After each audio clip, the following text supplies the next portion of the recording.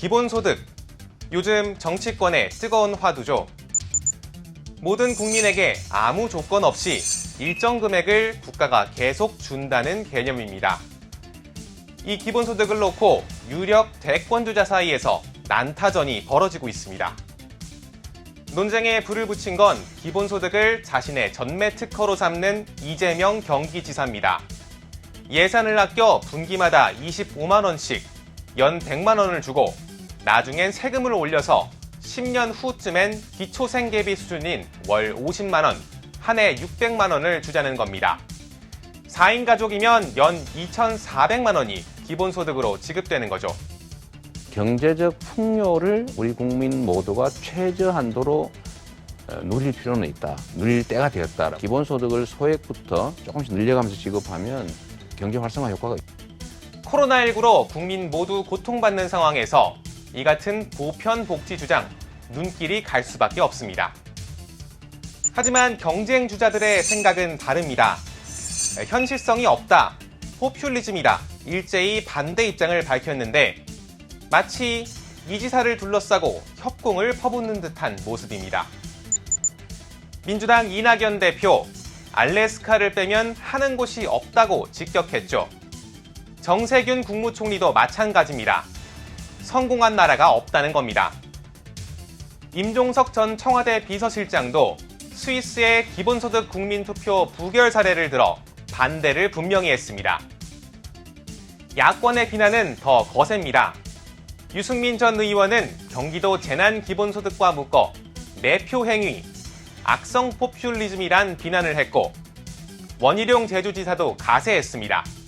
그거는 약장수 같은 얘기고요. 소득주도 성장의 아주 허경영식 선동판입니다. 하지만 이재명 지사 주장을 굽히지 않고 있습니다. 4대주의 열패의식에서 벗어나야 한다. 교황도 기본소득을 지지한다며 외국 사례를 들은 경쟁 주자들을 정면 반박하고 국민의힘을 향해선 정강정책에 기본소득을 넣어놓고도 반대만 하는 등 국민을 기만하고 있다며 기본 없는 기본소득, 갈비 없는 갈비탕이라고 비판했습니다. 여기에도 교황의 뜻은 기본소득이 아니라 보편임금이다. 경제를 고려하면 사치스러운 논쟁이란 재반박이 나오며 공방은 꼬리를 물고 있습니다.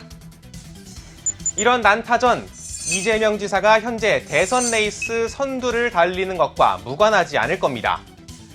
일각에선 사실상 내년 대선을 겨냥한 복지 어젠다 경쟁이 시작됐다는 해석도 나옵니다.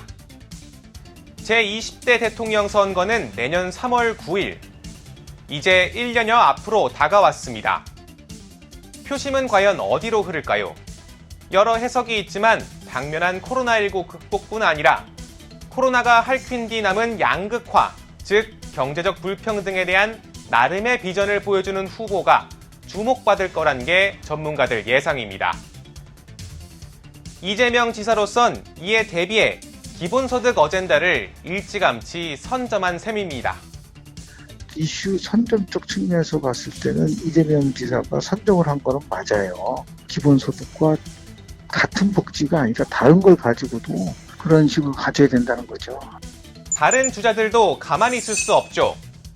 이재명 지사를 견제하면서 기본소득과 경쟁할 자신의 복지 어젠다를 띄우려는 시도가 이제 막 시작됐습니다. 일단 민주당 이낙연 대표, 국민생활기준 2030이란 새 복지제도를 발표했습니다. 삶의 각 영역에서 최저 기준을 넘어 적정 기준을 지향한다는 내용입니다. 2030년이면 한국이 선진국에 진입할 것입니다. 복지제도 역시 국민생활기준 2030을 통해 선진국에 어울리게 완성될 것입니다. 정세균 총리, 방역사령탑으로서 자영업자 손실보상제를 추진하고 있죠. 코로나 이후에 어젠다 역시 선별복지에 무게가 실립니다. 피해가 큰 경우에는 좀 더 지급하고 피해가 작으면 덜 지급하고 그리고 넓게 얇게 지급하는 것보다 좀 좁게 두텁게 지원하는 게 옳다는 게 저의 생각입니다. 국민의힘 유승민 전 의원, 이른바 K복지 구상을 내놨습니다. 필요한 부문에 사회 안전망을 더 두텁게 하는 중부담 중복지 정책입니다. 빈부격차나 소득격차가 더 이렇게 K자 형태가 벌어지기 때문에 K자형 양극화에 맞는 그런 복지를 하기 위해서는 이렇게 아래로 더 처지고 더 어려운 분들을 더 두텁게 사각지대 없이 도와드려야 되는. 원희룡 지사는 이른바 안심복지 정책을 준비 중입니다. 지난해 SNS에 복지의 원리란 책을 소개하며 주요 개념을 예고했는데 한정된 자원을 실업, 질병, 육아 등 적재적소에 충분히 지원해 복지와 고용의 선순환을 만들겠다는 내용입니다. 아직은 초기 단계인 복지 어젠다 경쟁. 오는 4월 재보선이 끝나고 대선 레이스가 시작되면 본격적으로 불꽃이 튈 전망입니다.